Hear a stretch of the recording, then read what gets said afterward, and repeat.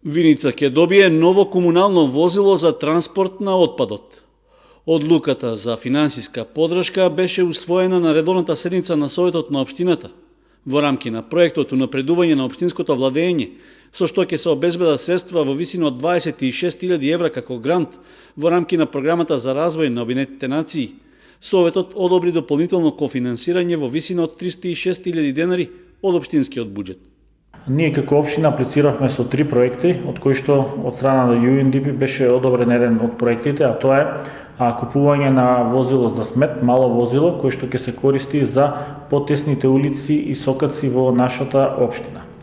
Меѓутоа, за се со цел за да можеме да се прилагодиме спрема прописите кои што ги распишува UNDP, возилото треба да биде обезбедено од страна на да биде произведено од страна на Европската унија, па така да ова возило сумата која што е потребна да се издвојат се некаде повеќе од 30.000 евра, што значи дека општина Виница мора да обезбеди средства или да учествува во обезбедување на или дополнителни средства за да се набави ова возило. Во набавката на новото комунално возило се гледа и како нова шанса за затворање на депонијата во селото Истибања, истакна советникот Дарко Јангелов.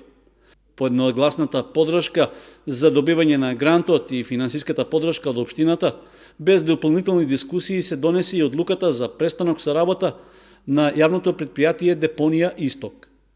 Наместо на времено користење, објектот на улицата Маршал Тито во Виница ќе се даде на трајно користење на Центарот за социјални работи, со обврска општината да ги плаќа сметките за вода и струја. Финансиското работење пак на јавното предпријатие Солидарност беше на отчет пред советниците. Дискусиите како бумеранг се враќаа на релација власт-опозиција. Од предпријатието се пофалија дека за прв пат годинава ќе се исплати регрес за годишен одмор на вработените, а опозицијата критикуваше за партиски вработувања и зголемени трошоци за плата.